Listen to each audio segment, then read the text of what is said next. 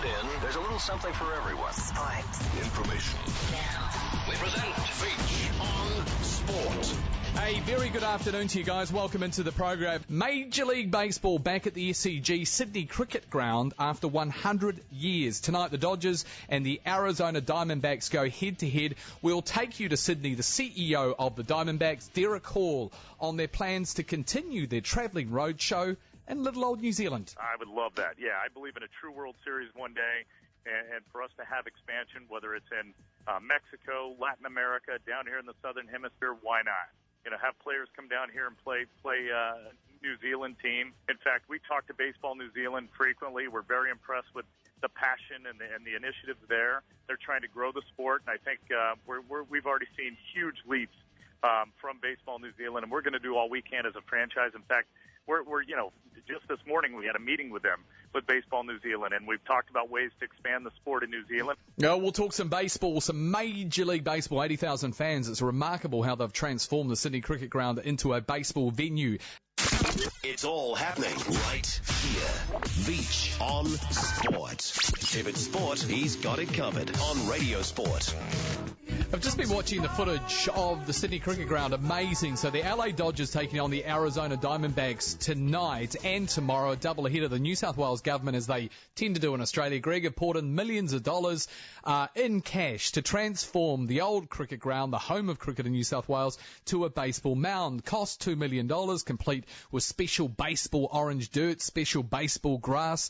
This is the season opener, remember, proper, in a sport that pays one of its athletes, Dodgers pitcher Clayton Kershaw, $215 million for a 7-year deal. Derrick Hall is the CEO of the Arizona Diamondbacks. He is also the man in negotiations with New Zealand Baseball about building a relationship in our wee country going forward. Derrick joins me now out of Sydney. Derrick, great to chat with you. How did it end up with you guys, you two teams in Sydney, promoting Major League Baseball? Well, you know, Major League Baseball is well aware of our interest in opening up abroad. We've increased our presence internationally. We spend a lot of time now in Japan and Mexico and Korea, Venezuela, Dominican Republic, Brazil. And so for us, we've always said, if you're ever going to have a presence in the Southern Hemisphere, think about us. We have Craig Shipley now, who works for our organization.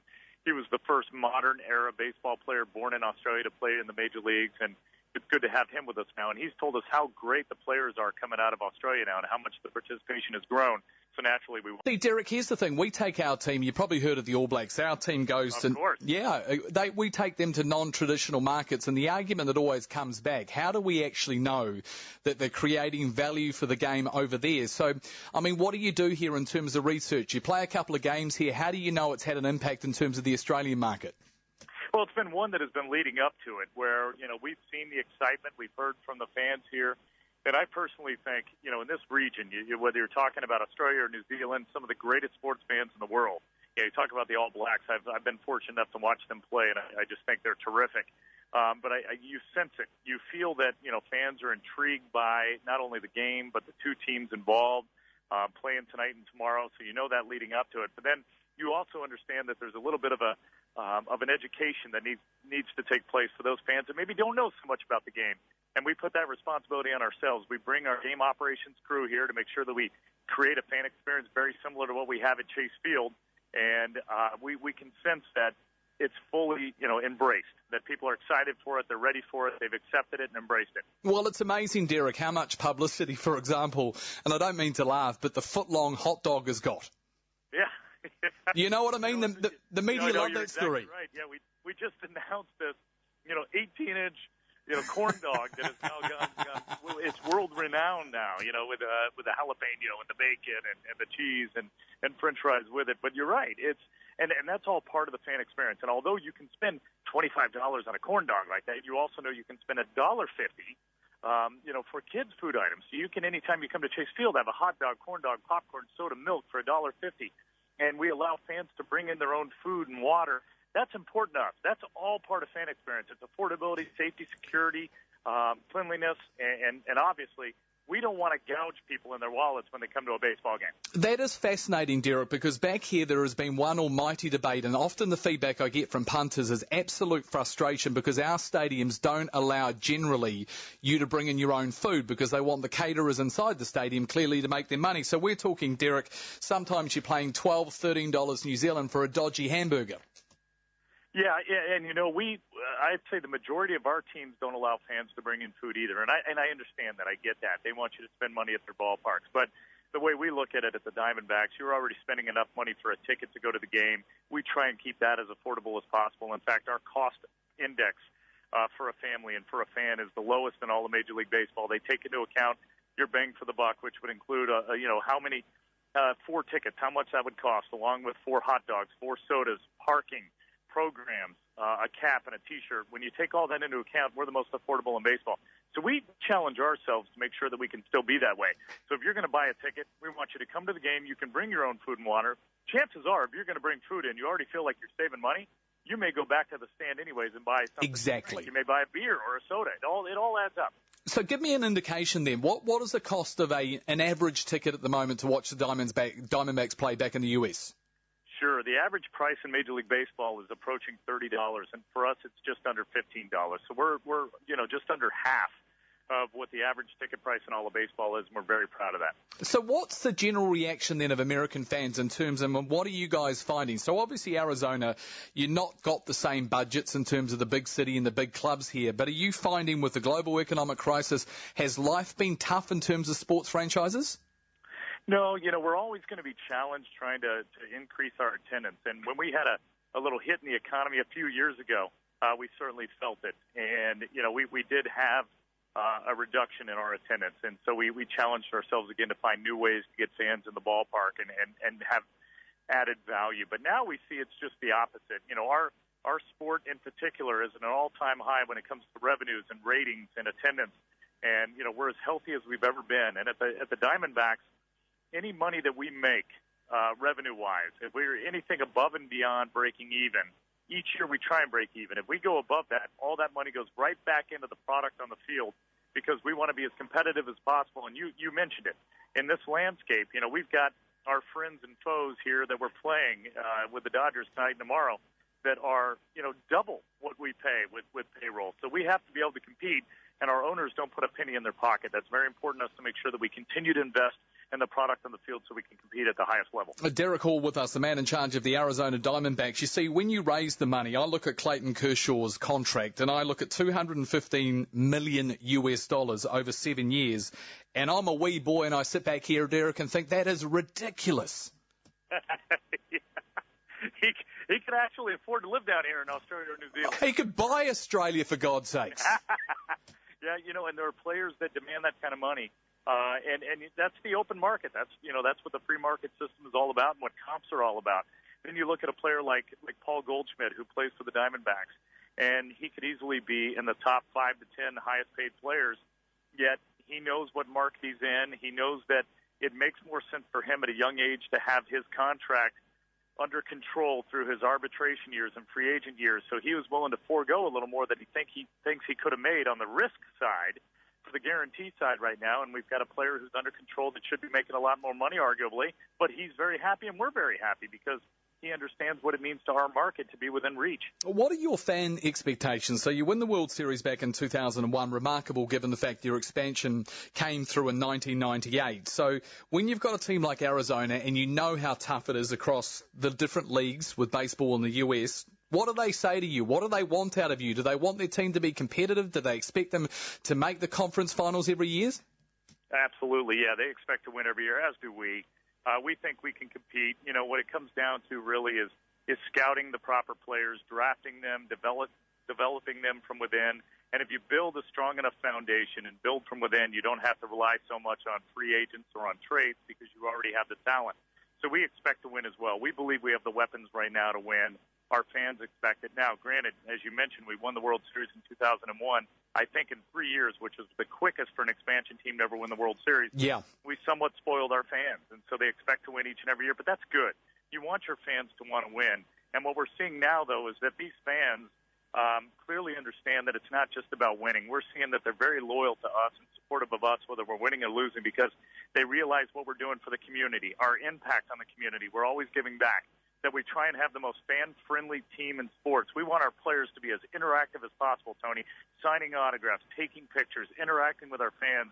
That's what it's all about, so we can build that fan base up, and they like us whether we win or lose. They feel proud, and they're glad to be associated with us. But can you still win the World Series with your budget being what it is in comparison to the big sites? Oh, you bet we can, yeah.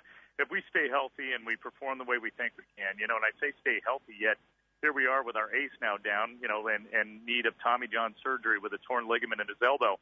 That's a bad break. And, if we can keep healthy and play the way we know we can, sure, we can win the World Series. And the best thing about this time of year is that everybody believes they can win the World Series, yet we are one of, I would say, about 8 to 10 teams that legitimately have a chance. We've got so much talent here.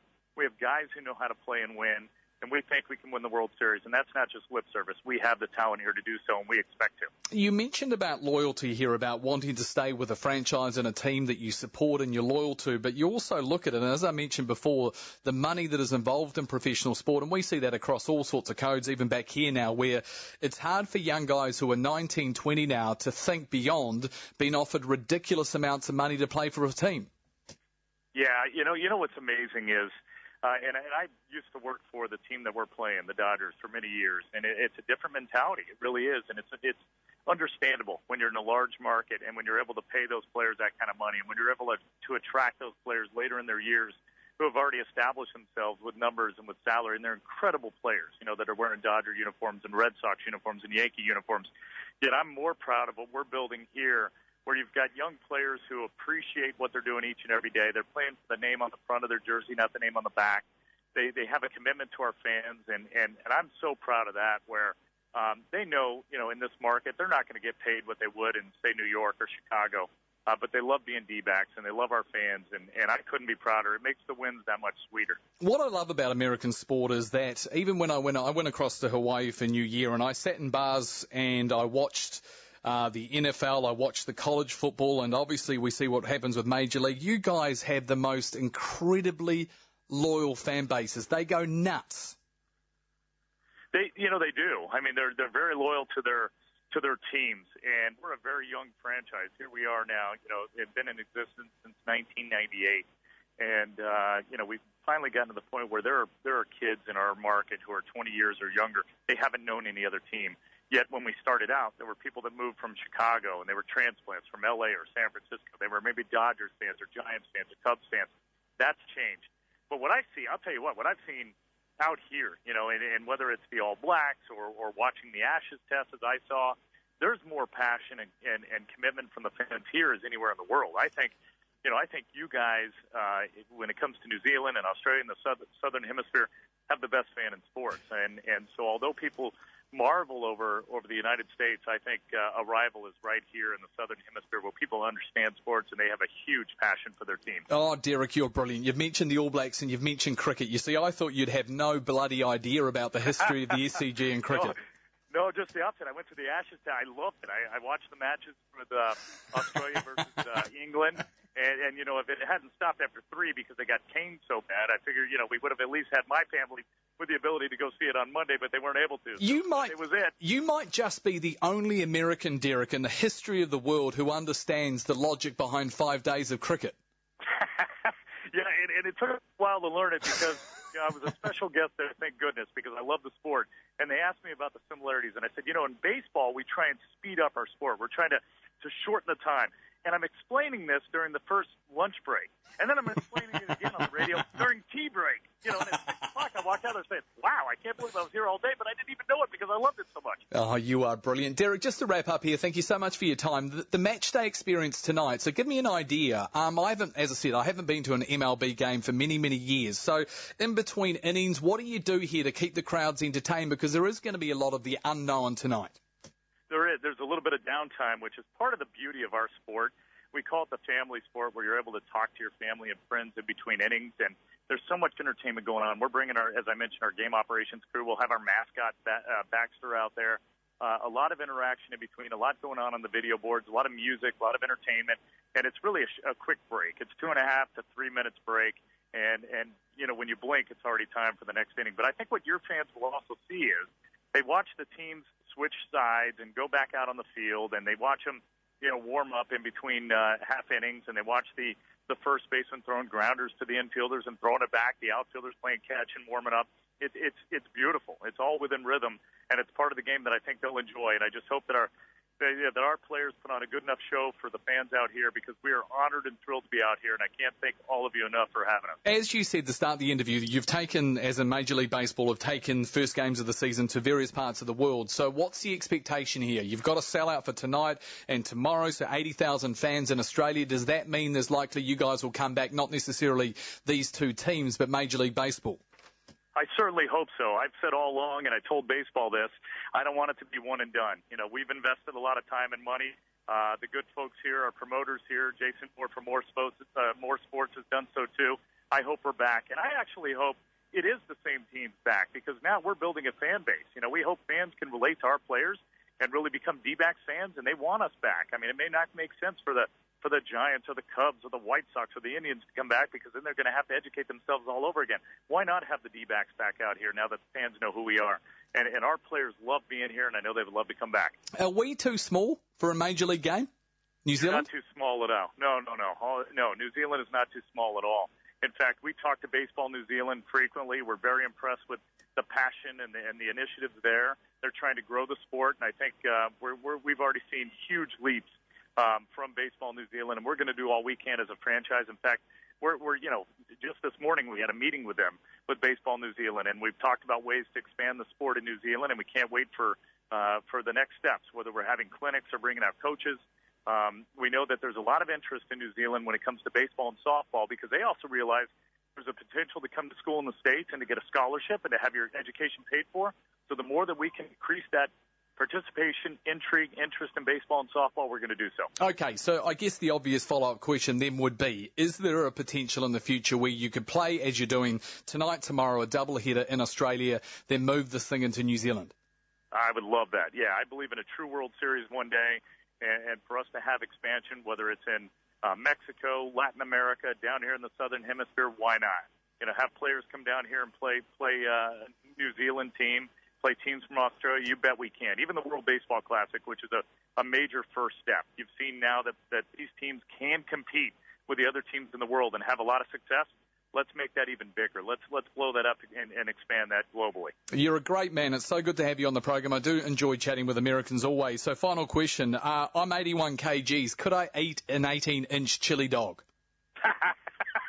I cannot. But then again, since I was diagnosed with cancer a few years ago, I'm vegan.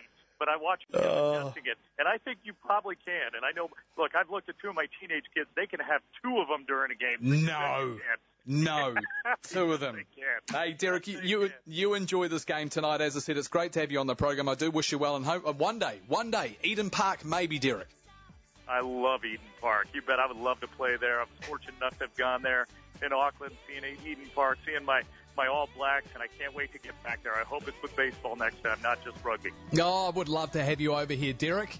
I wonder what people think, Greg. Would you go to a Major League Baseball game at Eden Park? Certainly would. I would be there in a flash. So would I. Because I've been different. To a few in the States, but I'd love to go to one at Eden Park. So what do they do in between innings? So they is it just all music, or what are they doing? Sort of music. It's not unlike NFL games. They actually do have people come on, you give away prizes and things like that. But it's just more music, and as he says, you can talk to your neighbour. You can sit and talk to the guy or woman sitting next to you and discuss the weather or whatever else. It is a very family-friendly atmosphere. If you guys have been to, actually, 0800 80 1080, if you've been to a game of American sport, whether it be the NFL, Major League Baseball, just give me your thoughts on what it was like. And also, what do you think of the concept of bringing a game to New Zealand? Would that appeal to you? 0800 80 1080. I'm just keen to find out. I haven't been for years about what the experience is like to watch American sport, and therefore the contrast in terms of the entertainment value for you guys. 0800 80 1080. I'll get some of your reaction as well. The big names on the big show. Veitch on Sport. Whatever the code, we're all over it. RadioSport. It's 11 minutes away from 5 o'clock. I love the way Americans talk. Derrick Hall, just fantastic. The CEO of the Arizona Diamondbacks. Melody, afternoon to you. Hi, how are you? No, I'm very well, Melody. You probably love your sport in America, yes? Oh, yes, and boy, do I miss it. Yeah, look, can you give me an idea? Have you done sport in this part of the world and the contrast to your part of the world? I only really follow rugby here, but only because my husband's so passionate about it. Right. So I can say that's really all I do. But American football and baseball, they're just such fun sports. I don't know. What about, though, the experience inside the stadiums? Have you been to a rugby game over here? Yes, actually, I went to my first, the Blues' first home game this season. All right. So how was it, Melody? Off you go. How was your Blues experience? Oh, it was actually really good. It was really slow, but they got right into it.